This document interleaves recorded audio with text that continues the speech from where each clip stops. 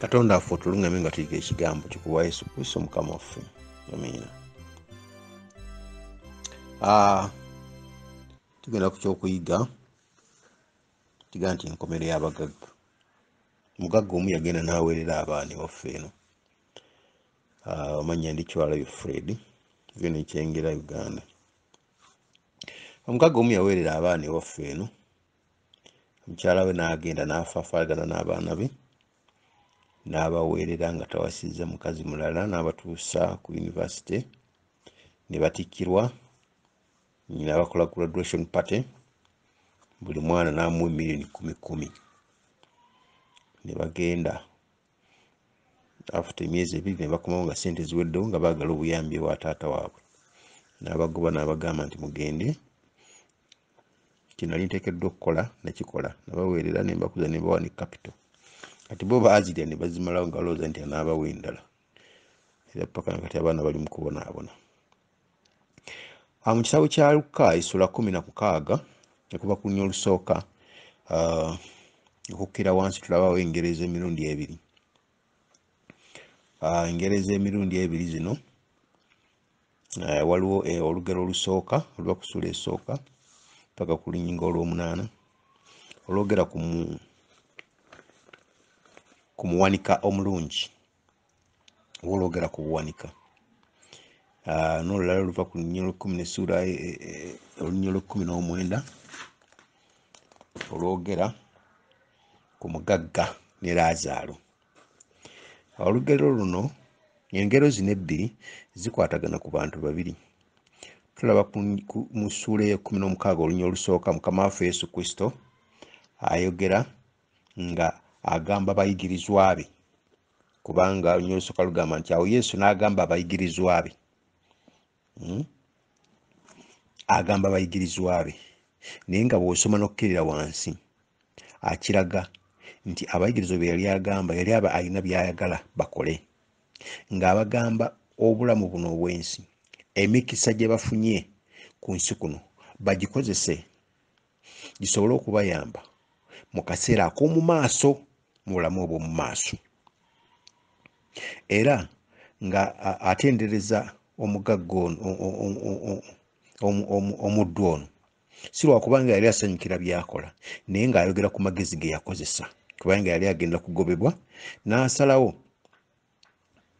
alowooza nti mbadde muwanika, n'agenda nti okupakasa ate mu bantu be mbadde nga ndabikiramu ng'ab'ebbeeyi n'okusaba sisobola, wabula kye mba nkola kanjiye amagezi ngeri ki gye nnaabaamu obulungi ng'avudde mu buwanika buno. Era n'ayita abantu abo n'abagamba ng'obanjibwa ssente meka, nti 50,000 tyakati gwe wandika 25 gy'obanjibwa owandiba meka. Buli yasonyibwanga ono bwe yamala okuva ku bugagga ku buwanika yamulabangamu eri ng'amaze okuva ku buwanika, so ng'agezaako okugamba nti bwe tuba tukyalina emikisa egy'ensi eno tweteekereteekere ebiseera ebinajja mu maaso. Emikisa gino bwe ginaaba givuddewo nga bye twakola bituyamba mu kaseera ak'omu maaso. Naye tulaba abayigirizwa abagagga abaaliwo nga mu lunyiriri olw'14 nga baseka, kubanga Yesu ayogedde ebintu ebyali tebikola makulu gye bali, nga eby'obugagga, okwongera ku by'obugagga, okubukulaakulanya Yesu tabitwala ng'ekikulu ate nga bano bye batwala ng'ekikulu. Yesu n'agezaako okubagamba mu lunyiriri olw'9 ng'abakyukira ng'abagamba nti, kubanga mu lunyiriri olw'8 bwe yamala okugamba abayigirizwa n'akyukira Abafalisaayo mu lunyiriri olw'9 ng'agezaako okubagamba nti mubeere mukwano gya Mamona. Mamona bw'aliba amaze okuggwaawo mulyoke muweebwe obuwanika gye mugenda mu biseera eby'omu maaso. Ng'agezaako okubagamba nti bulamu buno obw'ensi bye tuba tufunye ng'emikisa tubikozese bisobole okutuyamba mu kaseera ak'omu maaso. Naye bwe weetegereza lunyiriri 14 baasekerera musekerere, ate nga bano bw'osoma lunyiriri 15 baweebwa amateeka aga Katonda ne baweebwa obuwanika bwa Katonda naye baabikozesanga kwekkusa, baabikozesanga kwegulira kitiibwa. Era kyova olaba nti mu kitabo eky'Amatayo essula 23 olunya olwokutaano paka ku lw'omunaana Bayibuli Yesu abagamba nti zibasanze mwe Abafalisaayo bannanfuusi, kubanga mutambula nga mugaziya fula kuteeriza mmwe, nga mutula ku bifo eby'omwanja eby'ebitiibwa, okubeera kwabwe bannaddiini, okubeera kwabwe abaweereza ba Katonda, emukisa ogwo gwe waabwe n'amateeka ge balina baagakozesa nkwefunira kitiibwa naye nga tebafaayo ku ebyo Katonda byakola atya byayagala. Fula kuteeri lyali nga amatanvuo ge baayambalanga nga kuliko n'agasawo nga wagendanga n'osulamu ssente ng'otendereza obutuukirivu bwabwe n'ekitiibwa kyabwe. So mu ssula eno ey'okumi mulimu engero 2 era mulimu ebika by'abantu 2 Katonda byayogerako. Mulimu ekika ky'abantu ekyakiikira Laazaalo, kubanga okutandika n'olunya olw'19 ayogera ku Laazaalo nga bwe yafa, bwe yamala okufa n'asitulibwa n'atalwa mu kifuba kya Ibulayimu, nti ate omugagga bwe yafa ye n'akola atya, n'aziikibwa. Wano wajjawo okukontana kwabo abalowooza nti omuntu bw'afa agenda mu kifuba kya Ibulayimu bw'aba mutuukirivu, kubanga Laazaalo Bayibuli egaabwe yafa n'asitulibwa, ate Laazaalo n'akola atya, omugagga n'aziikibwa. Kati ate omuntu yaziikibwa mu ttaka ate neyasitulibwa ate baasiŋŋaanawo okwogeraganya. Kwegamba topiki teyali ku muntu bw'afa alagawa, wabula Yesu yali agezaako okulaga ebintu bye tukola ku nsi ngeri ki gye biyinza okutuyamba mu bulamu obugenda okukola ki, obugenda okujja. Nti abagagga bano bw'olaba Laazaalo ono kibiina kiyesi oba abayigirizwa byeyayogera nabo baakozesanga ebyobugagga byabwe nga beeteekerateekera ekiseera ekikola ki, ekijja. Baakozesanga ebyobugagga Mukama waabwe byabawadde nga beeteekerateekera gye balaga. Kyova olaba nti era Peter abuuza mu kitabo kya Matayo essula 14 olunya olwa 27 n'abuuza nti Mukama waffe ffe twakola byonna naye olituwaaki? Twaleka byonna naye olituwaaki? Peetero ono yali musajja mugagga, kuba kigambibwa nti yalina n'ekyuma ekikuba eŋŋano. Senga teyali mugagga teyandigambye nti twaleka byonna, naye agezaako okulaga nti baayavuwala olw'omulimu gwani? Olw'omulimu gwa Katonda. Emikisa gy'iwaabwe bwe baagikozesa olw'okweteekerateekerawo gye bakola ki, gye balaga. Omukisa gw'okubuulira enjiri gwe baakozesa, kubanga Peetero baabuuliranga enjiri n'okuzuukiza abafu ne bazuukiza abafu, baalinga basobola okubikolamu ssente naye tebaabikolamu ssente, bo baatunulyangawo gye bakola ki, gye balaga mu maaso. So olugero luno terukwatagana ng'abamu bwe batera okukigamba nti lukwatagana ku muntu, nti Yesu yali ayogera ng'akakasa nti omuntu bw'afa asigalamu akalamu. Nedda. Bw'osomako mu kitabo gye bayita SDA Bible Commentary volume 5 page 27 alina statement gy'agamba nti olugero lw'abayigirizwa oba olw'omuwanika omulungi olwasooka yali ayogera ku bayigirizwa. Yali ayogera nti the diligent use of present opportunities in preparation for the future life. Okukozesa obulungi ebyobugagga ebituweddwa, emikisa egituweereddwa bisobole okutugasa mu kaseera akaaki ak'omu maaso ng'ensi eno ekoze etya, evuddewo. Olugero olwa Laazaalo akola statement ega nti internal destiny internal destiny is decided in the present life. There is no second probation. Obulamu bwaffe obujja, obulamu bwaffe obutaggwaawo busalibwawo mpisa zaffe ze tukola kati mu kaseera kano, ze tukola kati nga tukyali balamu.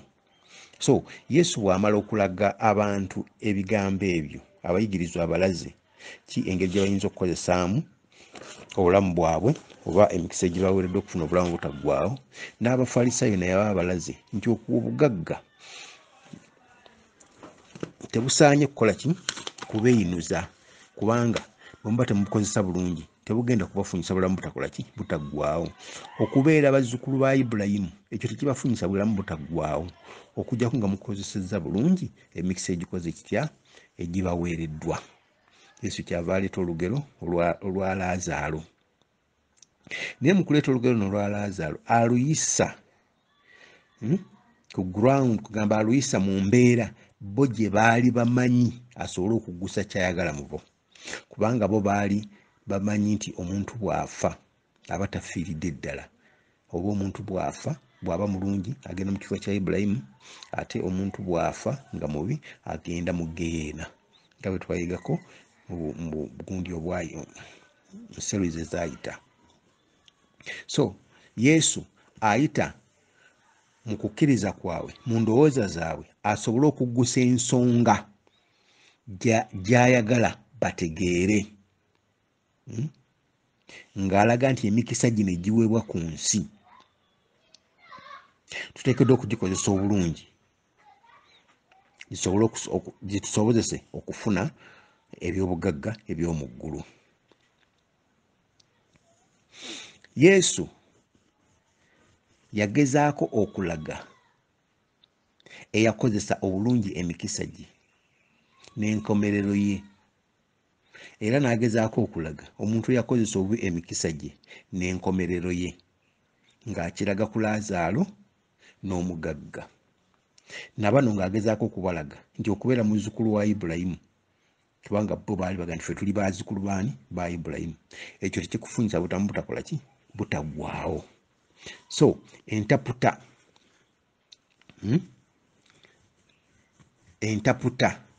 ey'olugero, kubanga luno lwali lugero, Yesu bw'amala okwogera nabo n'okubalaga embeera zaabwe kyabagala bakole, kyeyava abaleetera olugero luno. Naye nga bo baali basajja bayivu okusinziira mu kumanya kwabwe ne bye basomamu engeri z'engero, nti nga bamanyi kye ziteekeddwa okukola. Entaputa nti olugero terusobola kubeera nga lukiikirira ebintu byonna.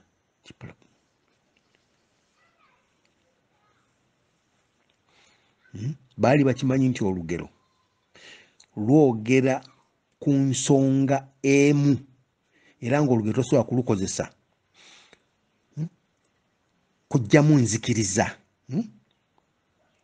Kati katugeze engero z'Uganda wano beeza Abaganda. Olugero olugamba nti agali awamu ge galuma ennyama, kiba kitegeeza nti abantu abakolera awamu bakola omulimu gw'amaanyi era munene nga bali bangi bali wamu. Naye ate era Abaganda baakimanyanga nti olugero tosobola kulukozesa kutaputa nzikiriza oba kugulawo nzikiriza. Bo kati nga olugero lugamba nti agali awamu ge galuma ennyama, baateekangawo mu maaso nti nga si gangereka, kubanga agengereka bwe gaba awamu ate gasobola kuluma nnyama. Amannya agengereka gaba manafu kuba gaba ganyegenya. So tosobola kukozesa lugero olugamba nti agali awamu ng'okozesa n'ogamba nti buli bantu abali awamu bakola bulungi, kubanga era waliwo n'olugero olulala lugamba nti amamesa amangi tegeesimira bunnya.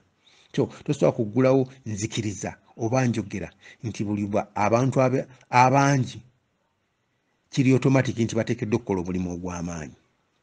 Naye lwakuba olugero luno luba lwogera ku kintu ekiri specific, nga tosobola kukozesa lugero olwo ate ku kintu ekirala kubanga kiba tekiyaplayinga. Kati ng'olugero olulala olugamba nti omulya mmamba ab'omu n'avumaganya ekika. Naye tekitegeeza nti buli muntu bw'aba omu oba muddugavu nti bw'aba musiru nti abaddugavu bonna basiru, nti omuzungu omu bw'aba ali ebisiyaga nti abazungu bonna bali ebisiyaga. Era olugero oluggwayo nti mulya mmamba ab'omu n'avumaganya ekika, naye nga wampisa mbi, kubanga bangi abakoze obulungi ate n'aba bafaanana ne babayita abalungi. Kati katugeze wano abakyoli baalinga wano naye abantu nga baagala okufuuka abakyoli kubanga baalinga b'amaanyi mu gavumenti naye ate bwe baamala okuvaako ate ng'oli tasobola kweyita mu kyoli nga banoonya munoonya. Ennaku zino abanyankole be batufuga naye oli ogenda nolaba oli ng'ogenda mu ofiisi era ayagala kwogera Lunyankole kwegamba ekitiibwa kyabwe n'obuyinza bwe balina oli yeegomba okufuuka Omunyankole kage kiba tekyapulayinga ku lugero luli nti amulya mmamba ab'omu n'avumaganya ekika kati ono Museveni ali omu naye tavumaganyiza ekika bonna ab'ekika kye baagala okubafaanana olw'okuba Museveni. Simanyi oba pointi efunika nti olugero lukozesebwa ku kintu ekiri specific. Tosobola kuddira lugero n'oluyimirizaako enzikiriza ennamba. Kati luno olugero olwogerwako wano mu kisaabo kya Luka essula 16 olwa Laazaalo n'omugagga. Tosobola luyimirizaako nzikiriza ennamba nti omuntu bw'afa agenda mu ggulu kubanga ensonga eyali eyogerako yali specific. Yali specific.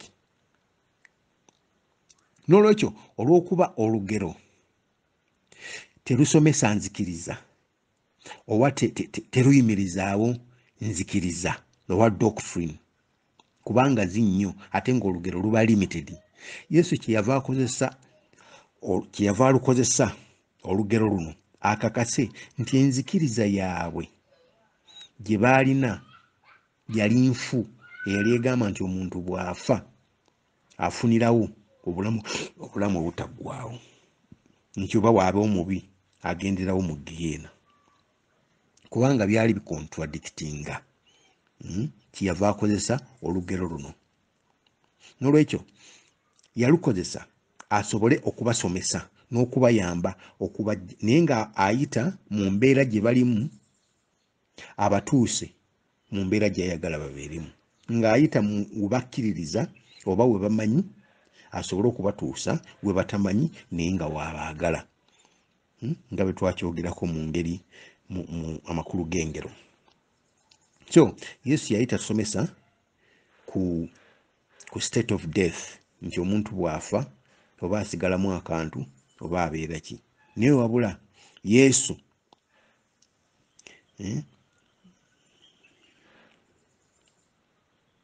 yali asomesa ku mpeera y'abafu.